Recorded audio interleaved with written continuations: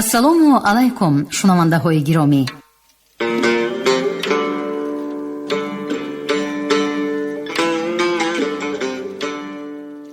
ба таваҷҷӯҳи шумо идомаи силсила гуфтори хонишҳои бадеӣ аз рӯи рамани сегонаи нависандаи халқии Тоҷикистон Ҷалол Икромӣ, духтари Оташ, 12 дарвозаи Бухоро ва тахти Вожгон.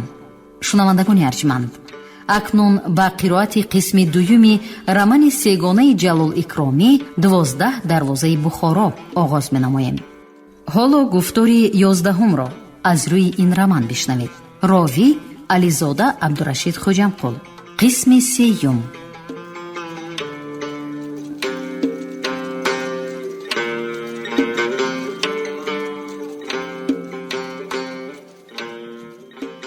این مردک را در کجا دیدم؟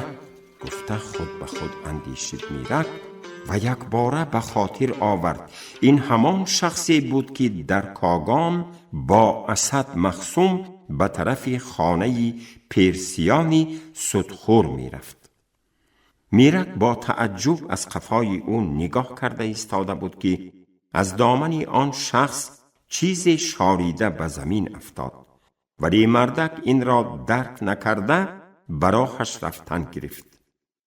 و چشم میرک چنین تافت که آن چیزی افتاده قبچوق بر این بود. بله، قبچوقی کلان چرمین. میرک کمتر نگاه کرده ایستاد و مردک از افتادن قبچوق بی خبر دور شده ایستاده است. بنابراین زود از خر آمد و دویده رفته قبچوق را گرفت. دید که خیلی وزنین است. کشاده به درونش نگاه کرد و یک باره ترسیده ماند. درون قبچوق پر از طلای سکه بخارا، طلاهای زرد و سرخچتابی خطوری چشم خیره کننده بسیاری بود. میرک بی اختیار فریاد کرده تقا گفت، لیکن تقا به خطاب او اهمیت نداده رفتن گرفت.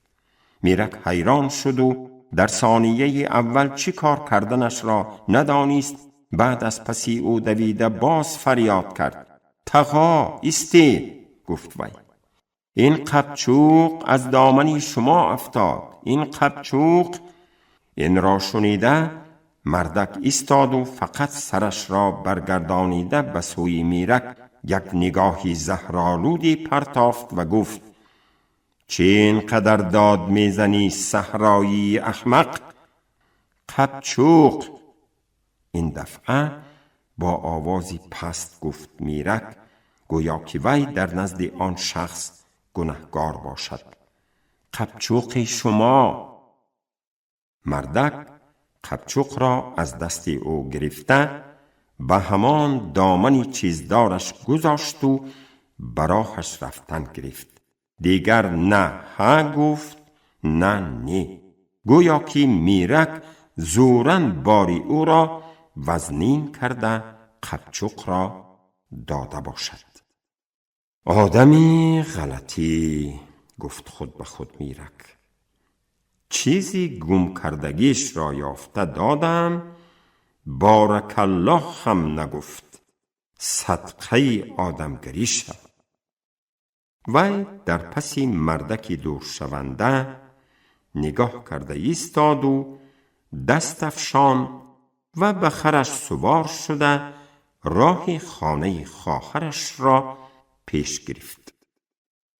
گذری بازاری چوب به طرف دروازه سمرقند از جهت شمال غربی بخارا واقع گشته یکی از گذرهای کمبغل نشین به شمار می رفت.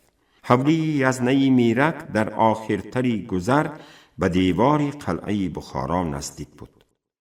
میرک خواهرش و بچه های او را صحت سلامت یافت. به آنها هیچ آسیبی نرسیده بود. در خانه‌شان همه جمع بی ملال نشسته بودند. آمدن میرک، خربوزه و میوه تحفه آوردن او خصوصاً به بچه ها مغخول شد. چنان جنگی سخت شد که ماندن گیر. گفت به پرسشی میرک یزنش: 4 شب و 4 روز از خانه برآمدن هم خوفناک بود و در خانه نشستن هم.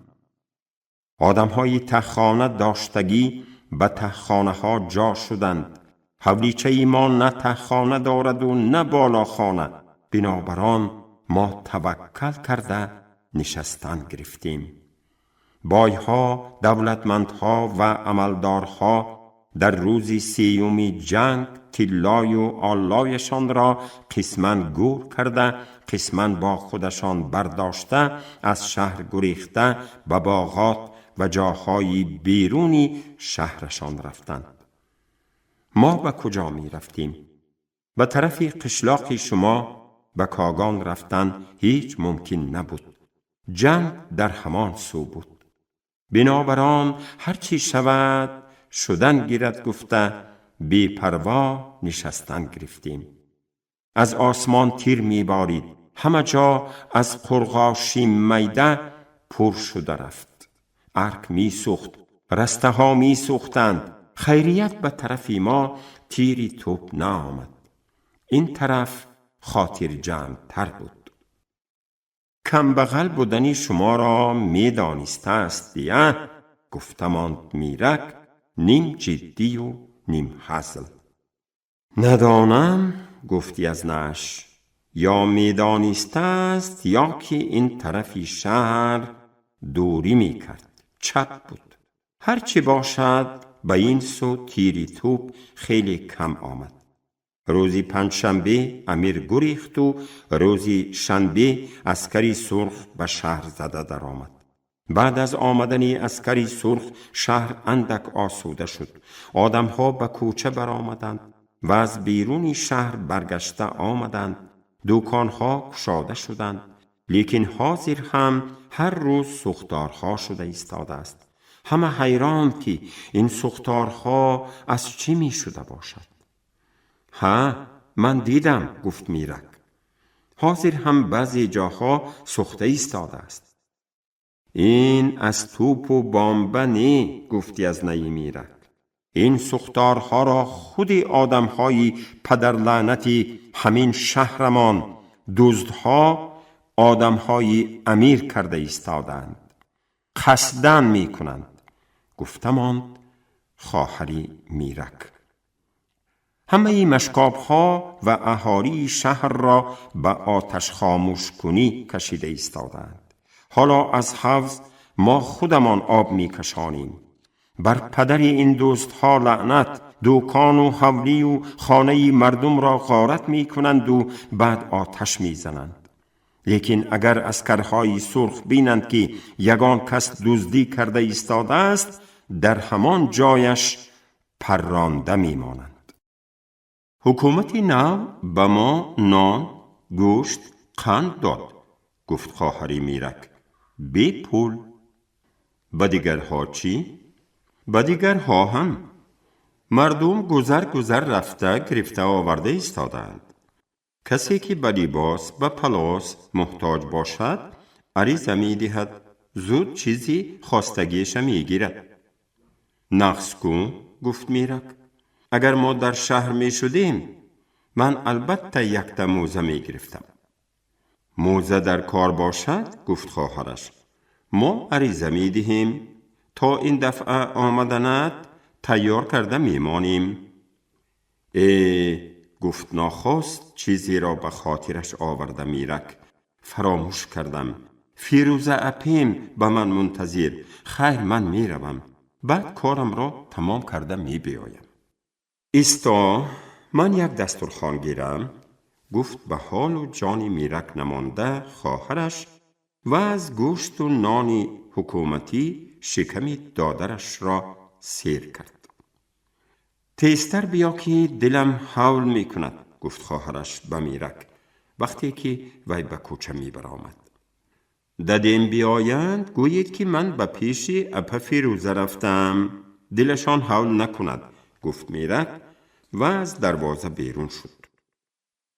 در کوچه روندگان خیلی کم می نمودند. گشتی روز بود. گرمی هوا خیلی پست فرآمده، کوچه ها سایه شده بودند.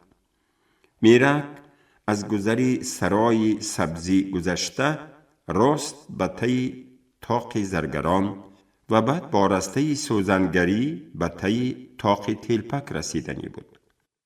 لیکن در قریبی طاق تلپک، در آن جایی که به طرف سرای چای و قاضیخانه راه بود، به سوختار واخورده ماند. مردم با یاری عسکرانی سرخ جندله می کردند که آتش را خاموش کنند.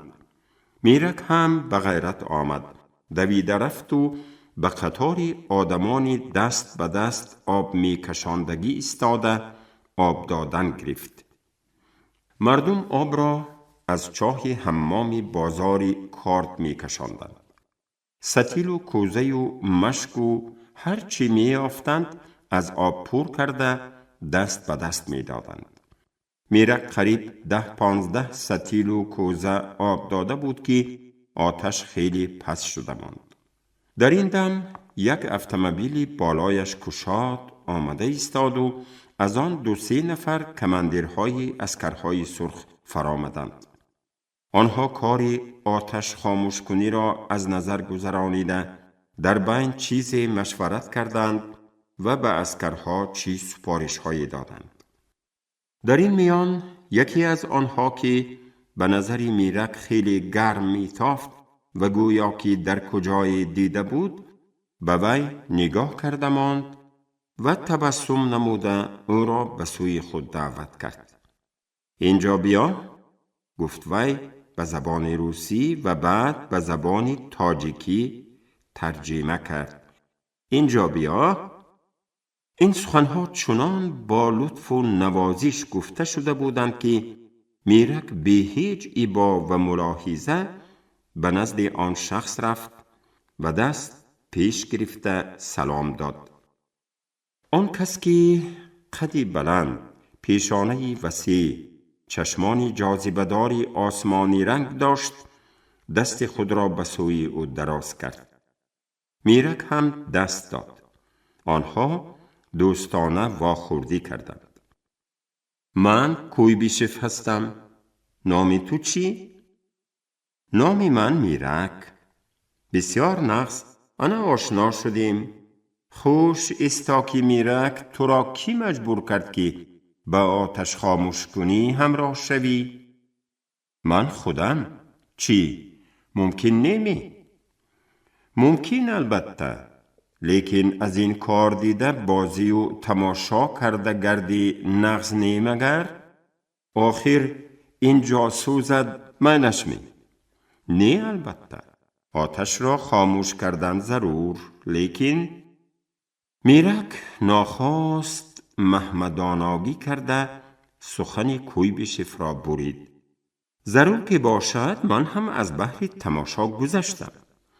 دکان و حولی مردم می سوزد، شهر می سوزد.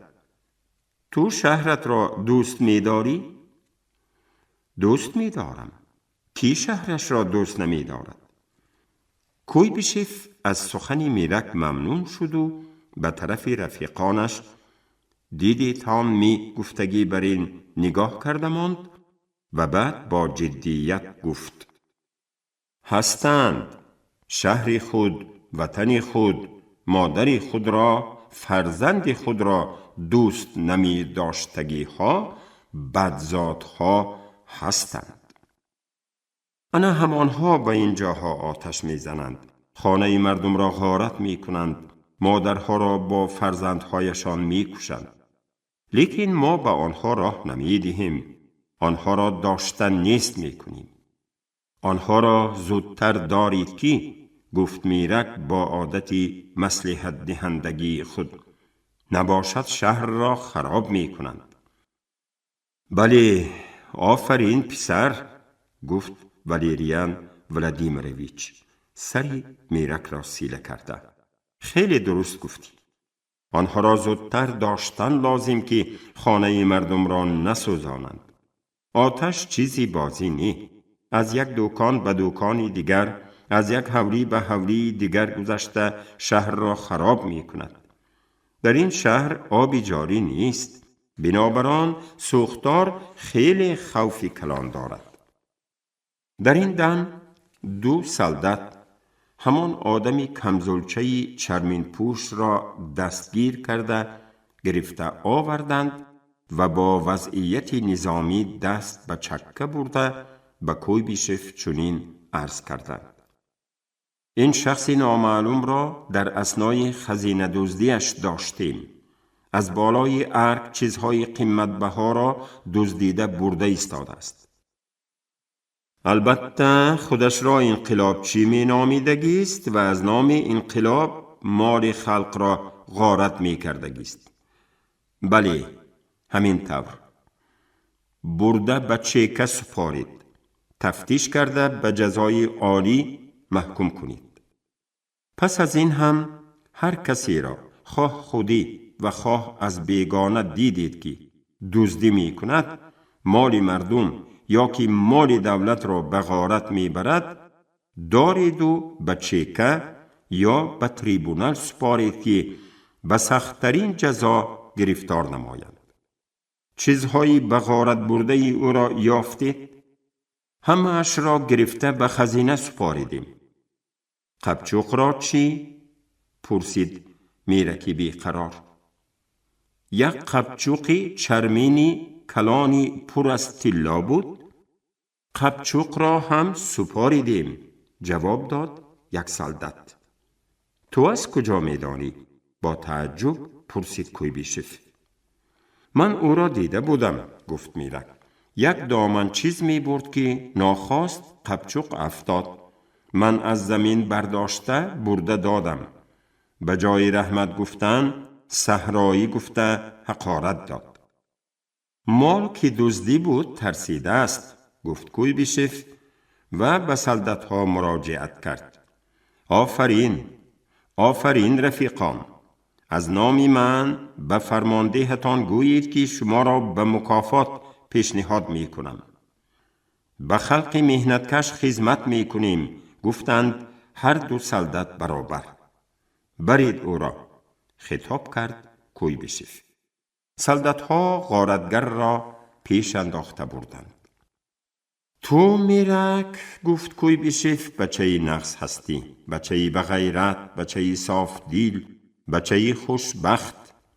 انقلاب و حاکمیت سویتی به تو بر این بچه های مهنتکش تمام شرایط را به وجود می آرد که سبزید، نشأ و نما یابید و در آینده صاحب مملکت گردید.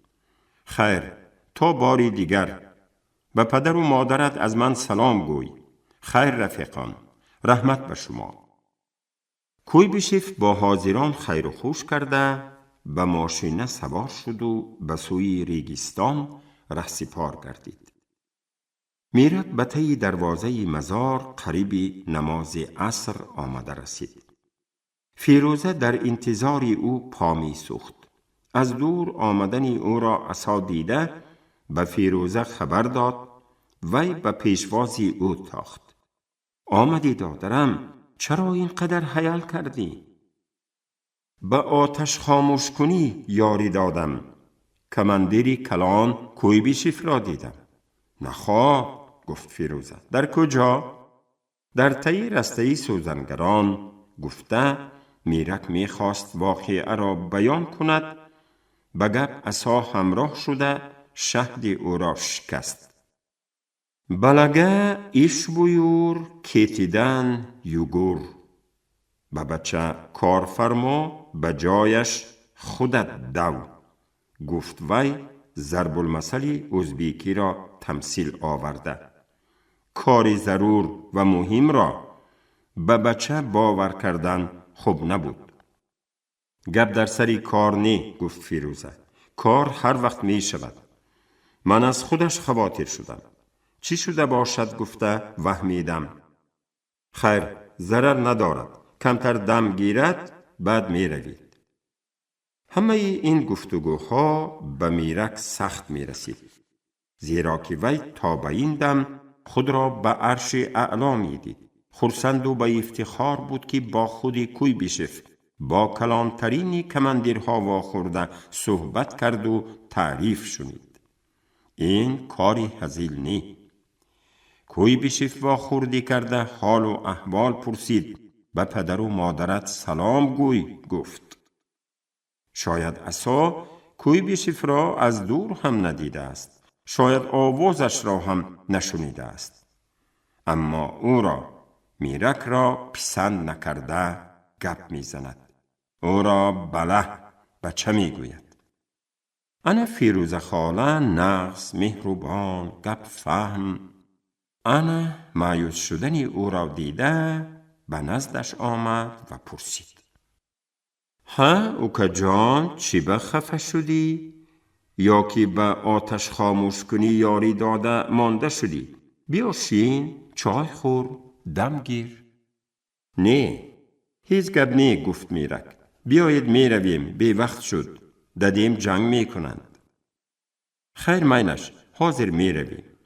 من یک به خانه در آمده میبرایم. خیر من در همین جا میشینم گفت میرک. فیروزه به حجره تی ایوانی دروازه خانه در آمد. میرک بر روی صوفه تی ایوان نشست. از بیرون شهر آیندگان کم بودند. لیکن از درون شهر به بیرون می برآمدگان بسیار بودند. اکثریت دهقانها بودند که چیزهای آوردگیشان را فروخته، می خریدگیشان را خریده به خر و اسبها و عرابه هایشان بار کرده برآمده به قشلاقهایشان می رفتند. بسیاری آنها را عصا و آدمان وی تفتیش نمی کردند. همین طور یک نگاه می کردند و گذرانیده می فرستادند. وقتی که در فایتونی دو اسبه یک مردکی بدواهیمه در تن از بالای کلوچه چالواری خاکستر رنگی ماهوت، جامه علاچه استرشاهی، در پا موزه امریکایی پوشیده، به سر از بالای موی ماشو برنج، سلچه سفید بسته، با وقار و غرور گذشت. عصا و عسکرها دست به چکه برده سلامی نظامی دادند. میرک حیران شده از فیروزه که در این دم فرنجی گرفته برآمده بود پرسید. این کس کی بودند؟ این کس رئیسی چکه حاجی حسن بیگ می شوند گفت فیروزه. آدمی کلان، حکمی کوش در دستشان. حکمی کوش؟ حیران شده پرسید میرک. انقلاب شد کو؟ باز حکمی کوش چی به؟ انقلاب هم حکمی کوش دارد گفت فیروزه براه در آمده ایستاده. اکثر انقلابچی ها، طرفداران امیران، باسمچی ها به دست افتن چکه تریبونال حکمی کوش می برارد. میرک از این ایضاحات فیروزه قناعت حاصل کرد یا نی معلوم نشد، زیرا که وی دیگر گپی نزده از پهلوی فیروزه با راهی امروزه رفتن گرفت. فقط پس از خیلی خاموشی گفت. حاجی حسن بیگ موی سفیدی بدقواق بوده است، آدمی گنده. فیروزه از پسی چشم بند قیقیراس زده خندید و زود به اطرافش نگاه کرد که کسی خنده او را شنید یا نی. خیریت که کوچه بی کس بود. در گذری عربان میرک حوری شاه مراد بیگ دادخواه را به فیروزه نشان داد و خودش گذشته به گذری بازاری چوب رفت. فیروزه به درونی دروازه خانه کلان و هنگامدار در آمده دانست که دادخواه به میراثخواران خود درستکک مال و دولت مانده رفتگی و این حوری به چنان کسانی تعلق دارد که درباره نانی فردا فکری هم نمی کنند. پیش از آنی که فیروزه از حوری بیرون گذشته به حوری درون درآید و با آیین شاه صحبت کند، ما می خواهیم که به خوانندگان محترم آیین شاه را شناس کنیم و کمی درباره حیات این عائله صحبت نماییم.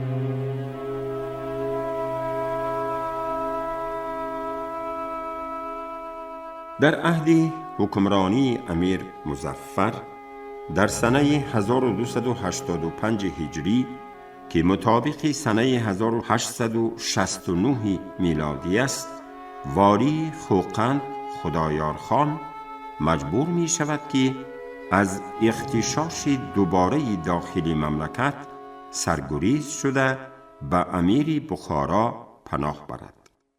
آن وقتها در دربار خدایار خان سپاهی جوانی خدمت می کرد که شاه مراد بیگ نام داشت و بنابر جسارت و بلاغتش از والی خوقند مرتبه گرفته در قطار مقربان وی در آمده بود. شاه مراد بیگ با وجود جوانیش آن وقتها 25 ساله بود، آدمی دوراندیش با عقل و تمیز و مدبر شده عیاشی و بی‌عقلی های خدایار خان را معقول نمی دانست و همیشه در این باره به خان مصلحت ها داده او را از راهی بد برگرداندنی می شد. اما مصلحت و نصیحت های او به سنگ خارا تأثیری داشتند و به خدایار خان نه. از این حال شاه مراد بیگ خفه می شد، با مایوسی به خانه‌اش برمی گشت.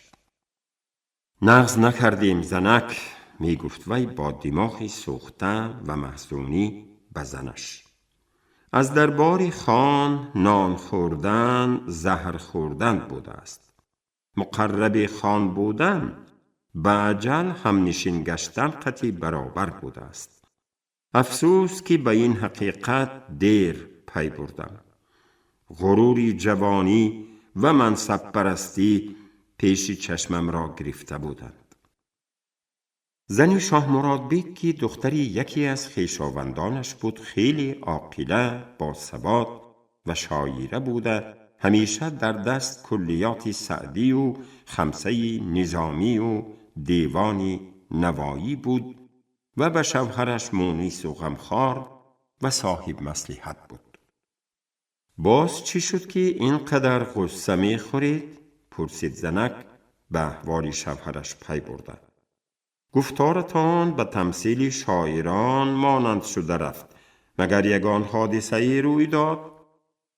بله، گفت با تبسم به زنش نگاه کرده شاه مراد بیگ.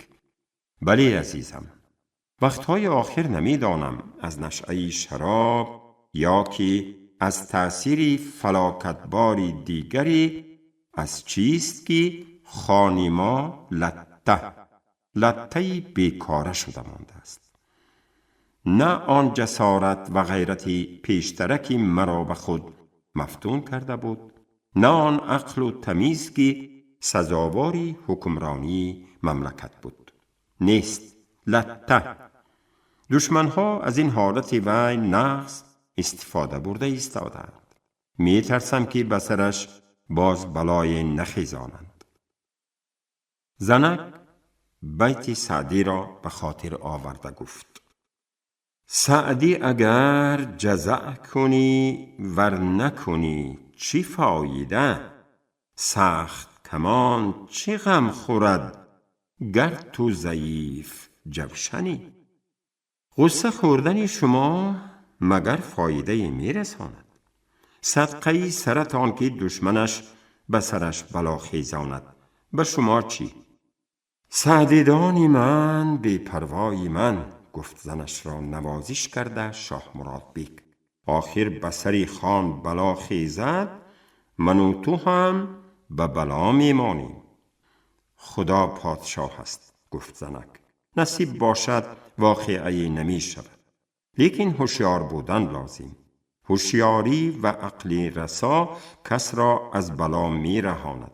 به قول نظامی که دانش به شب پاسبانی من است، خیرت تاج بیداری جانی من است.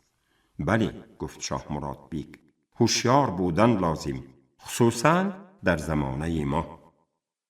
بهتر که از صحبت خان دوری اختیار کنید. این مصلحت زنش را قبول کرده شاه مراد بیگ تا می توانست از صحبت خان دوری می جست و به چشم اهل دربار نیز کمتر می نمود. تا جیغ نزنند و تا ضرور نباشد به ارده نمی رفت. گویا به سیاستی دولت همراه نبود. لیکن دیر شده بود.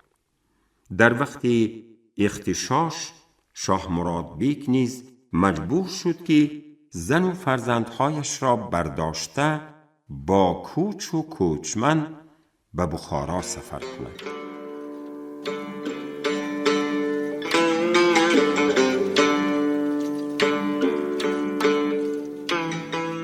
шунавандаҳои азиз, шумо гуфтори 11-ро аз рӯи романи 12 дарвозаи Бухорои нависандаи халқии Тоҷикистон Ҷалол Икромӣ дар қироати Ализода Абдурашид Хуҷамқул шунидед. Коргардон Шералӣ Нағзалӣ, садобардор Карим Толибов. поёни гуфтор аз силсилаи Хониши Бадеӣ. шод бошед.